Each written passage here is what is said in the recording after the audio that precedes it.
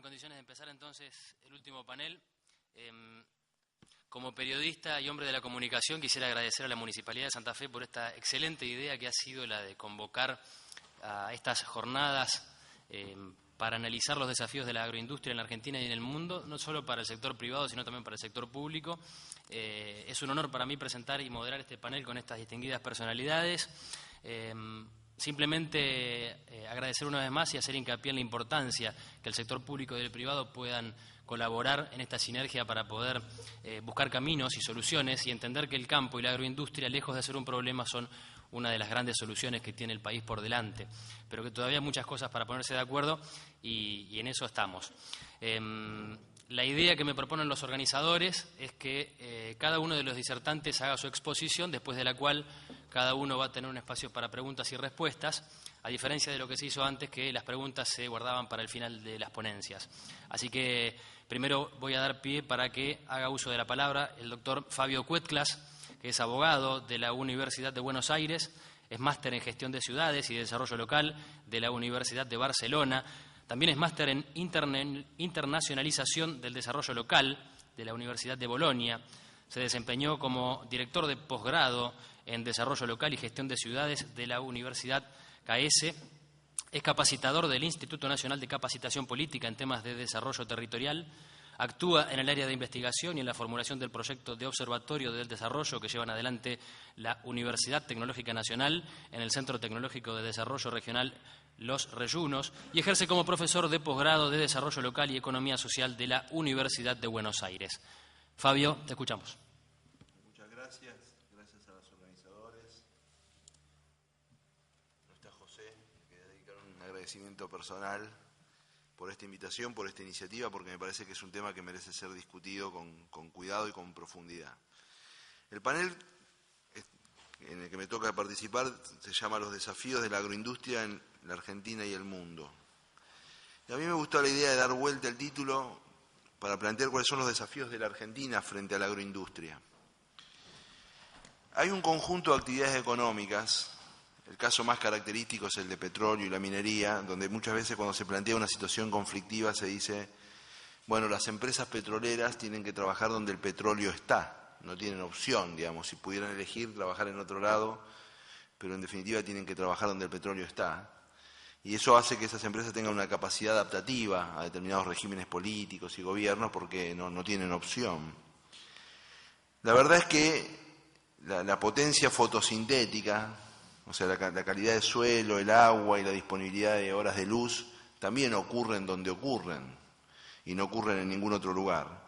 Por lo tanto, en principio en la Argentina no está en discusión la capacidad de tener un potente agro.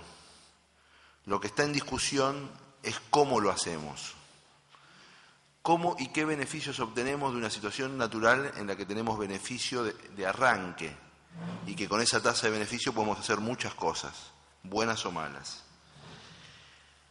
Tener problemas por tener la posibilidad de desarrollar una actividad económica no debería ser un objeto de una dramatización para una sociedad, para ninguna sociedad. Yo aprendí cuando era chico, de palabras de mi abuela, que una persona feliz es una persona feliz con problemas, o sea, que las personas felices no son personas que no tienen problemas, que la felicidad y los problemas son dos cosas separadas, digamos. Si uno lo trasladaría a las sociedades que se desarrollan no son sociedades aproblemáticas, como a veces tenemos la ingenuidad de pensar. Las sociedades desarrolladas son las que crearon mecanismos de gobernabilidad para gestionar esos problemas de una manera menos traumática.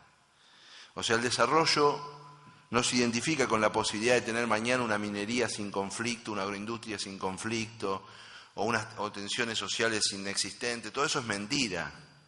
El desarrollo se identifica con que las sociedades pudieron construir conversaciones, mecanismos de diálogo, capital relacional, formas institucionales, etcétera, que hace que esos conflictos puedan modularse de manera tal que no atenten contra la propia dinámica social. Y ese es el problema más importante para entender, porque el desarrollo es en sí mismo un fenómeno disruptivo. No existe en la historia de la humanidad ningún fenómeno de desarrollo que no haya producido conflicto. Cambiar una actividad, llevar una actividad nueva donde no se hacía, romper una tradición, pensar un mecanismo de gobierno distinto del anterior, cambiar la relación de la propiedad, intervenir el Estado en la forma de organizar la familia. Todo eso son ejes conflictuales. La ley 1420, para poner un ejemplo que a los argentinos no cae simpática, digamos, fue conflictual. Si entraba la religión al aula, si no entraba la religión al aula, si por qué la obligatoriedad, personas que emigraban a la Argentina de países donde no era obligatorio y que sentían que los hijos pasen a la escolaridad pública, eran como que se lo arrancaban. O sea, hoy hay un relato naif, digamos, y blanco y positivo, por supuesto, porque eso eran hechos excepcionales. Lo normal era que fuera bien recibida la ley, digamos. Pero pongo este ejemplo para mostrar que si mañana tenemos un problema con la actividad minera, con la actividad petrolera o con la agroindustria, no nos tenemos que alarmar por tener un problema. Lo que tenemos es que poner cabeza para diseñar mecanismos institucionales para transitar esos problemas sin que atenten contra la dinámica económica y social. Y en ese sentido, construir gobernabilidad es construir la principal de las capacidades sociales. O sea, no hay ninguna otra capacidad social más relevante para construir el desarrollo que la sociedad pueda tener control sobre algunos fenómenos, ¿no? Y construir capacidades es algo que es distinto, que no se puede comprar. O sea, yo mañana puedo ganar el Kini y ser millonario, ¿no? Y voy a festejar con mis amigos arriba de una lancha y me caigo al río. Y si no sé nadar, por más que sea millonario, no sé nadar, digamos. O sea, las capacidades sociales no se adquieren. Que una sociedad se enriquezca, por supuesto que favorece el mecanismo de incorporación de capacidades sociales porque puede constituir infraestructura, puede financiar programas educativos, puede hacer un montón de cosas con esos recursos. Pero tiene que hacerlo. O sea, no es automático el fenómeno de enriquecimiento con el fenómeno de construcción de capacidades sociales. En América Latina está lleno de ejemplos. En la década del 70 los venezolanos pensaban que se estaban desarrollando y solamente se estaban haciendo ricos, digamos, ¿no? En ese momento por el precio del petróleo. O sea, esa es una distinción que me parece relevante para esta relación entre Argentina y la agroindustria. Y ese conjunto de capacidades sociales que hay que construir, que son infraestructurales, humanas, institucionales, etcétera, tienen una relación sinérgica con la actividad económica. Porque construyo ciertas capacidades, puedo desarrollar ciertas actividades económicas. Y porque desarrollo ciertas actividades económicas, puedo construir ciertas capacidades. Porque las capacidades tampoco se construyen en abstracto. Ni la gente ni las sociedades aprenden a hacer algo porque sí, digamos, como si fuera un hobby masivo. Se aprende a hacer una cosa porque hay una determinada demanda, hay unos determinados incentivos, hay unas determinadas posibilidades de hacer esa cosa. Esto es muy importante. Lo que estoy diciendo, voy a contar un ejemplo argentino, porque existe algo que se llama derrame tecnológico, digamos. Una persona que aprende a poner la instalación eléctrica para este edificio maravilloso, con esta reforma que se hizo, felicito a los que lo llevaron adelante, puede instalar esta instalación acá y puede instalar esta instalación eléctrica en una casa. Digamos, no es que aprende solo para hacerlo acá. O sea, no es que le sirve solo para esta situación.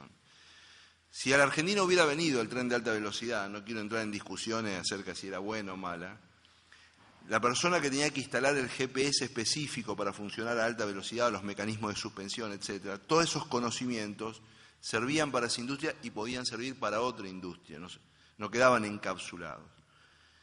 Cuenta la CEPAL que ¿por qué la Argentina fue el país de América Latina que produjo la industrialización en el periodo sustitutivo más intensa del continente? Y da 3 argumentos que son buenísimos, porque era el país que tenía una tasa de alfabetización más alta y la industria precisaba mano de obra alfabetizada y en ese sentido tenía ventajas sobre el resto de los países de América Latina. Porque ya el ferrocarril había integrado el país como un solo mercado, o sea que ya el mercado doméstico, porque Brasil nos cuadruplicaba en población, pero no eran accesibles los territorios entre sí, entonces eran 4 mercados de 10 millones y Argentina era un mercado solo de 12, digamos. Entonces. Y el tercero es porque la industria que nosotros llamábamos primaria exportadora argentina ya había incorporado, entre los ferrocarriles, que tenía requerimientos metalmecánicos, de fundición, etcétera, y la industria exportadora de carne que tenía requerimientos con la cadena de frío, etcétera, todos esos conocimientos que se sabían para eso servían para el proceso industrial. Podían trasladarse a la otra etapa productiva. Entonces, una cosa que uno podría preguntarse, todas las cosas que podemos hacer para lo que llamamos la agroindustria, ¿para cuántas cosas sirven? Es enorme la cantidad de aplicaciones, porque los procesos químicos, el layout industrial, el mercadeo, la logística, etcétera, no es que sirven solo para eso. Acá estamos en un congreso que está discutiendo la agroindustria, pero tenemos que discutir el desarrollo, porque el desarrollo nos da capacidades, nos da posibilidad de hacer cosas, son aprendizajes que quedan incorporados socialmente. Quizás más cerca de lo que yo me dedico puntualmente, uno debería preguntarse ¿qué modelo de organización territorial tiene que dotarse la Argentina para poder llevar adelante lo que Gustavo siempre llama la revolución industrial verde? Ya tenemos una respuesta, porque es una respuesta dada por la historia, de cuál fue el modelo de organización territorial del industrialismo, que es la megalópolis, o la metrópoli es hija del industrialismo, ¿no? Porque es funcional al industrialismo, no es caprichoso, porque la economía de escala que precisa la industria está dada por el mercado metropolitano, porque se amortizan las infraestructuras de una manera más eficiente, etc. Pero nosotros estamos frente a la posibilidad de una transformación de modelos de producción industrial de base biológica. Y no solo eso, sino que la revolución de las tecnologías de comunicación e información permiten la descentralización de procesos y la realización de procesos industriales de serie corta con igual eficiencia que los procesos escalares, digamos. Entonces se puede producir en tramos cortos con eficiencia idéntica gracias a las tecnologías de información y comunicación. Entonces, uno podría pensar, este es un debate interesante a escala mundial, ¿cuál va a ser el modelo de organización territorial de la economía del conocimiento? ¿Va a ser la metrópoli, por más allá de que las metrópolis se sigan inundando? Porque se producen economías de escala, pero yo puedo decirle como persona vinculada a la gestión de ciudades que se producen deseconomías de escala también. No sabemos cuál va a ser, pero sí sabemos cuál es el desafío argentino. En la Argentina concentra en el 1% del territorio el 40% de la población. O sea que para la Argentina es una oportunidad de reconfiguración territorial enorme. Ahora, para eso tenemos que entender cómo funciona el territorio. Si nosotros no entendemos cómo funciona el territorio, vamos a actuar siempre sobre las consecuencias. Que nos guste o no nos guste que la gente viva en ciudades o lo que fuera, es irrelevante estos casos. Lo relevante es por qué la gente vive donde vive. Y por suerte eso está estudiado. Se sabe por qué la gente vive en un lugar y no vive en otro lugar, digamos, ¿no? Si uno descontara las cuestiones de guerra o paz, que es un motivo por el movimiento de gente muy claro, o de pestes, que es otro motivo de movimiento de gente muy claro, los motivos por los que la gente vive en un lugar, que están muy vinculados al incentivo económico, al hábitat, al idioma, a la existencia de servicios públicos complejos, a la conectividad, etcétera, se sabe. La Argentina tiene que operar por lo menos sobre 5 indicadores en ese sentido. El indicador hábitat, el indicador fiscalidad. Hoy la Argentina lo que hace es de traer recursos de actividades económicas como el agro o la minería para financiar servicio público urbano. O sea, sería ridículo que no crezcan las ciudades. Digamos, los estímulos están puestos por un lado. Un chico que nace en Florencio Varela, hasta hace 5 años no tenía una universidad, pero estaba a 3 estaciones de tren de una universidad en La Plata y a 3 estaciones de tren de la otra en Quilmes. Le pusieron una universidad ahí, pero si un chico nace en Pinto, Santiago del Estero, sigue no teniendo ninguna universidad a 250 kilómetros a la redonda. Ese es un caso determinante de la gente vive en los lugares, tiene explicación por qué la gente vive en algún lugar. El hábitat. En la Argentina, en muchos países del mundo, sobre todo en Europa, un desestimulador de la megalópolis es el costo del hábitat, porque hay políticas que hacen mucho más accesible el hábitat en las ciudades medianas y pequeñas. En la Argentina las diferencias no son relevantes entre la ciudad de Buenos Aires y las ciudades de 100.000 habitantes y más, porque no hay una política de generación de suelo urbano y hábitat que haga que esa diferencia fuera relevante. Si no se actúa sobre las causas, no hay que asombrarse por las consecuencias. La Argentina tiene la posibilidad de construir 200 ciudades de 100.000 habitantes, eficientes, sostenibles, de calidad, que yo siempre las llamo ciudades pyme, pero no en una lógica de lo pequeño, porque me gustaría que fueran ciudades pyme, pero también ciudades globales, en el sentido de que, más allá de su escala, tengan una inserción internacional por sus productos, por su apertura, etcétera, vinculada a la dinámica territorial significativa en el mundo, que es integrarse a cadenas de valor que tengan relevancia global. Para que eso ocurra, hacen falta dos cosas. Uno, que para las cosas que vengo a congresos como este, es que se incorpore a la agenda pública. O sea, el debate sobre la organización territorial argentina y las necesidades de una nueva territorialidad no van a emerger hasta que no esté en la agenda pública, porque ninguna situación es un problema para la agenda pública hasta que no se incorpora, por mecanismos institucionales, etc. O sea, primero, poder discutirlo.